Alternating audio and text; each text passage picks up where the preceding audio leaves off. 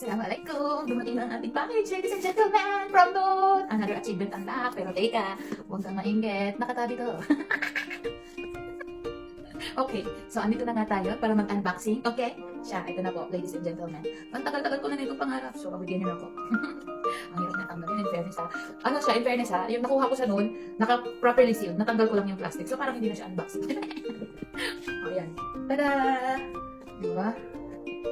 Ito yung logo niya, Insta360. Tapos, so, ibig sabihin, dito ang proper way ng pagbukas natin ng front. Ito. Tada! Wow! Kompleto! Actually, na-unboxing ko na yung isa. Kasi sinilid ko. Actually, meron pang isang video kasi hindi ko na-upload. Nawawala. Di ba?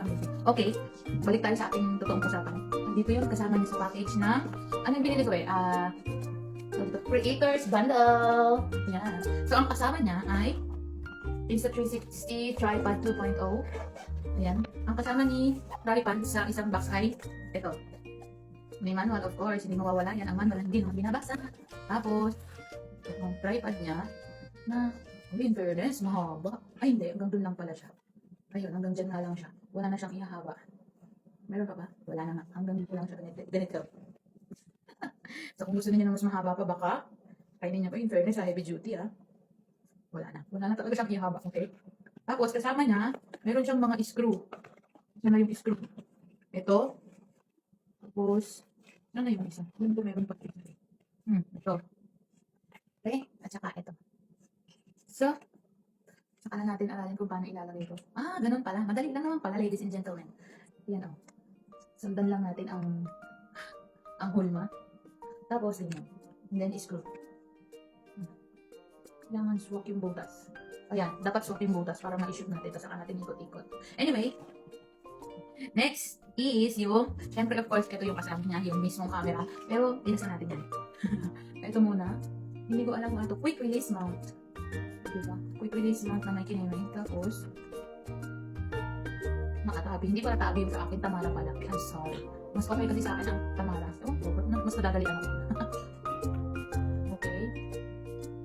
Tapos, sana naririnig din yung ako kasi medyo mahina yung ano ng camera ko. Sige, mga tape pa, o diba? O, di at least alam ko na hindi pinakikalaman ng kung sino. Kasi may ibang nagko-complain pag na-receive nila from you. Panic yung product, nabuksan na, napalitan na. Of course, pag-unbox natin, ito yung laman niya, yung manual ulit, at saka yung mga laman. Basta laman. Again, this is the quick release mount. Ito yung laman niya. Okay? And then the other one, pivot. Pivots. Bahala na kayong umintindi. Basta yun na yun. O, diba? And then, ano ba? Uy, magpabuksa ka kainis na kakatagal ng video. Oh. Sorry naman, wala akong cutter. Nakakainis! OMG. Dahil yan, pumitin natin. Ang tagal mo ah. Okay? Next is, ito na yung pivot. Basta. Ito, may manual ulit siya. Tapos, tada! Yan yung laman niya. At meron pa siya. Ayan o. Back to back yun eh. Ito, at saka ito. O, diba? Okay. Saka na natin ang aralin kung paano gagamitin itong mga to. Ayan. And then, next is, yun lang. Ano pa ba? Ito na yung huli. The real deal. Okay. Parang wala yung i-delete. Baka natin dito sa phone. I-delete? At saka yung magnetic kineme. Ano ba to? Why it's so difficult to open? Again, once again. So, patagal ng oras. Pampahaba ng video. Nice. Hirap na. Struggle is real.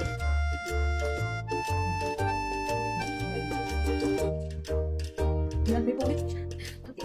Ayan, success!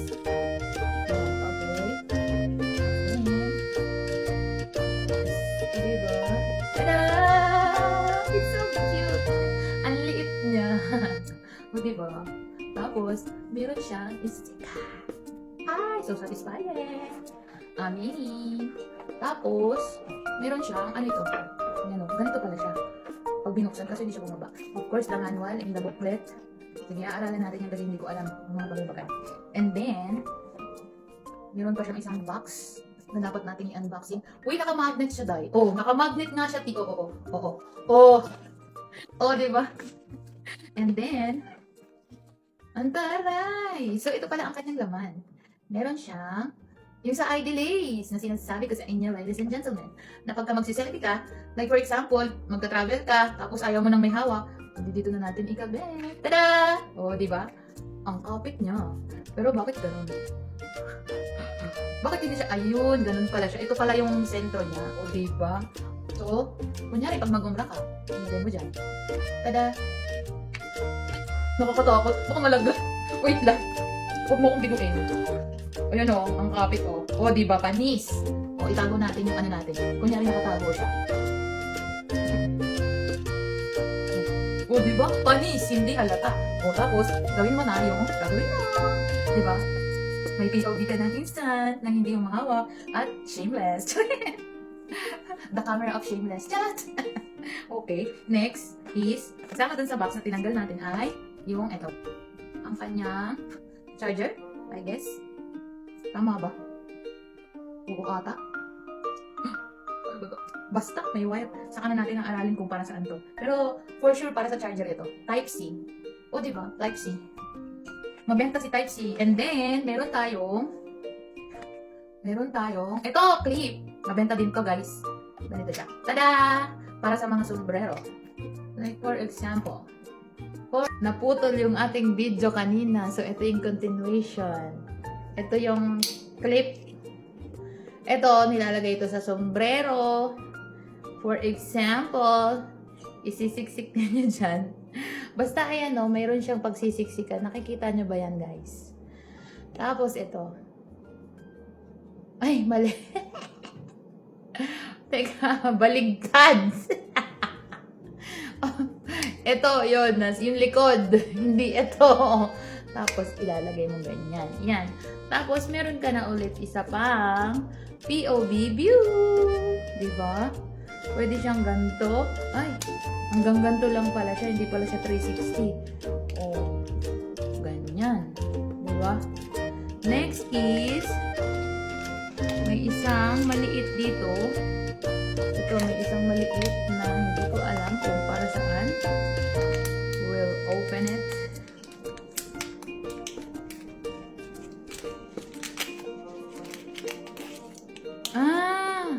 Ito yung para sa kanyang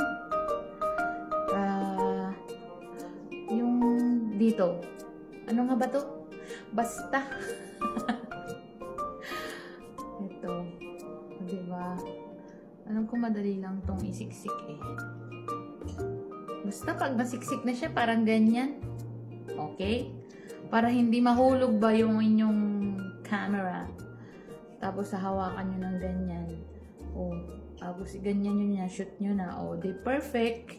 And last but not the least, itong kanyang main bahay. Wala na po, ladies and gentlemen. Ito na yung pinakahuli. Ang ganda. Ang ganda. O, diba? Ito na yung pinaka-main bahay niya. At pare-parehas nating alamin kung paano gamitin ang Insta360 dahil kagaya nyo, bago lang din akong gagamit ng mga ganitong bagay. Okay. Saan ba ito? Ganito? Or ganito?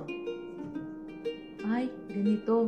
Ayun naman pala, madali lang naman palang sundan kasi meron siyang smiley. Yung magnet niya. So, i-flat nyo lang same o, diba? Hindi na siya malalaglag, hindi na siya maaano. Pero alam mo, highly recommended talaga na ilagay ninyo to para madali lang siyang tanggalin. O, kasi makapit siya, T. Baka masira ang lens ko. Ang kapit niya, oh. Ay, siya. Basta mamaya ko aaralin paano to tatanggalin kasi ang kapit niya, girl. Day, ang hirap. Baka pag pinilit ko masira. tapos, ano pa nga? Meron pa itong ganito eh. May pa ganito to, di ba? Paano ba?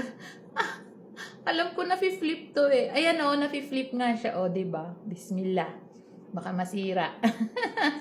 O, diba?